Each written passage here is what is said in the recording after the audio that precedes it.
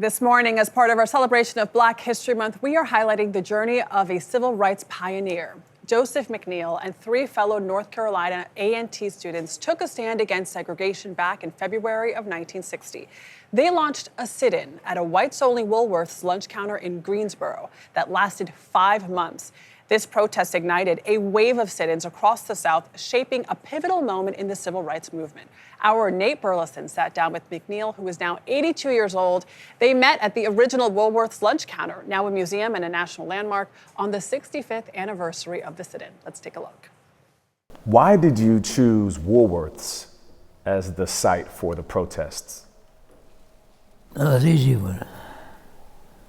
Woolworth was one of many businesses who had vested interest in what goes on in corporate life. The days you could go and not find any Negroes in business environments. Right. And that lasted a long time. I can remember I was in New York at the time, and there were the pickets, the same pickets we had down in Greensboro. Right. We had the same thing taking place in Harlem. How did that make you feel? And you felt good. You see those who could put themselves on the line with no reward. There was no reward from getting slapped on the face and hit and called all kinds of names. And to do so at an age where I guess we realized our power as teenagers. The power of teenagers. They were just 17 years old. Nate, that was such an incredible interview. I saw the full piece on the first 2 hours of CBS Mornings. What stood out most to you when you met him? That even at this age, the pride and the pain of his past decisions were seared on his soul, and they are forever stamped in his memory.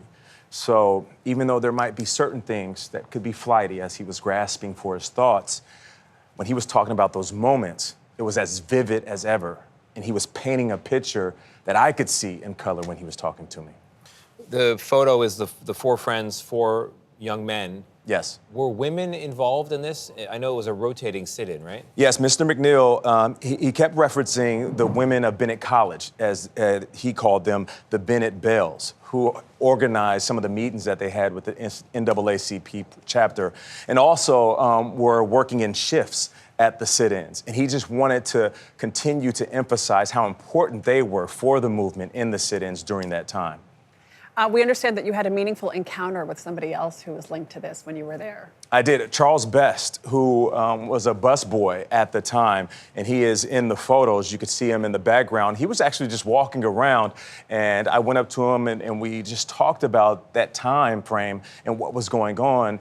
And it's not often talked about, you know, what the Black workers at Woolworths were dealing with, because they're trying to keep their jobs, but at the same time understanding that their brothers and sisters are fighting a fight right in front of them. So they were caught between a rock and a hard place. And they were also, the 4 workers that were there were the 4 workers that were served once Woolworths was integrated. So they didn't serve the people that were outside coming in, but the Black workers that were in, just to really set an example. Even though most people didn't recognize that it was the workers, they just saw Black people finally being served there. This is one of the most clear-cut, successful, nonviolent protests of the 20th century. They have a sit-in in February. By July, they get what they're looking for, desegregated lunch at Woolworths.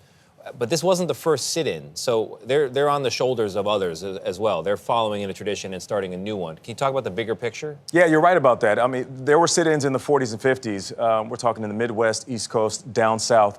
But this was highly publicized because, you know, they were able to use media and TV and newspapers at the time. Ezell Blair was one of the individuals that was sitting in and called a photographer and said, hey, listen, let's get some snapshots of this. And that's the mind frame of a young person, right? Yeah. Understanding how the future is going to be broadcasted. As they used to say, the revolution will be televised. And they understood the power of media. And it seems like nowadays, so many years later, history is repeating itself. When people want to make a point, they use the power of social It's media. true. Yeah, it's so In the true. photos, you see that there's a videographer there, and it was those images beamed across the country that helped make this viral for the time. Yeah, Yeah. 100%. Without And, that shout photo. out to McNeil and, of course, the Civil Rights Center, the museum, CEO John Swain, and my entire team, Alicia Brown, and everybody that was involved in this shoot. Yes. It was Really really strong piece. Really powerful. strong Did a great job Yeah. producing. Thank you. Appreciate you guys having me on the Plus. Thank you for staying. Of course, anytime. You're the best.